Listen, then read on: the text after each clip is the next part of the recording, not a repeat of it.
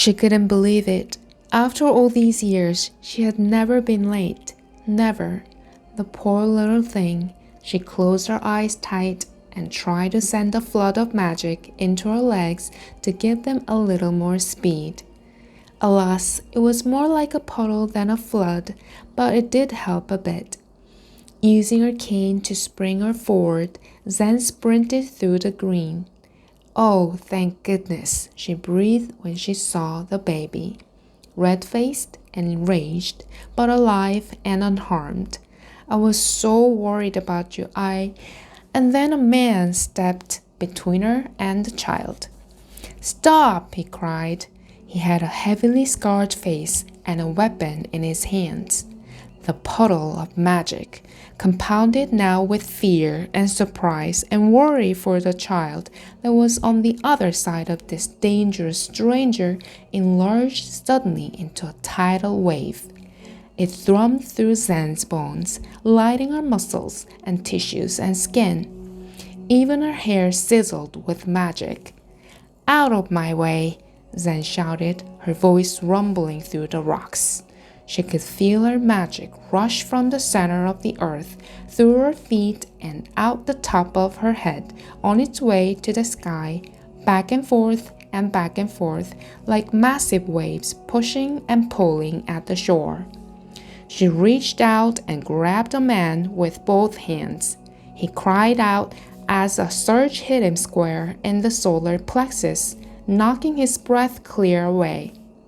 Zen flung him aside as easily as if he was a rag doll. She transformed herself into an astonishingly large hawk, descended on the child, gripped the swaddling clothes in her talons, and lifted the baby into the sky.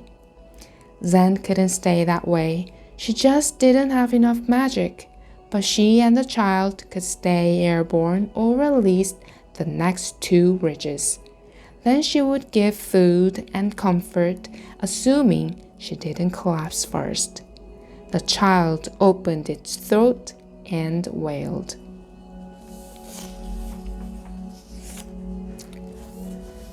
The mad woman in the tower watched the witch transform. She felt nothing as she watched the old nose harden into a beak. She felt nothing as she saw the feathers erupt from her pores, as her arms widened and her body shortened, and the old woman screamed in power and pain. The mad woman remembered the weight of an infant in her arms, the smell of the scalp, the joyful kick of a brand new pair of legs, the astonished waving of tiny hands. She remembered bracing her back against the roof. She remembered her feet on the rafters. She remembered wanting to fly. Birds, she murmured as the witch took flight. Birds, birds, birds. There's no time in the tower. There is only loss. For now, she thought. She watched a young man, the one with the scars on his face. Pity about the scars. She hadn't meant to do it, but he was a kind boy, clever, curious, and good of heart. His kindness was his dearest currency. His scars, she knew, had kept the silly girls away. He deserved someone extraordinary to love him. She watched him stare at the paper falcon. She watched him carefully unfold each tight crease and flatten the paper on a stone. The paper had no map. Instead, it had words.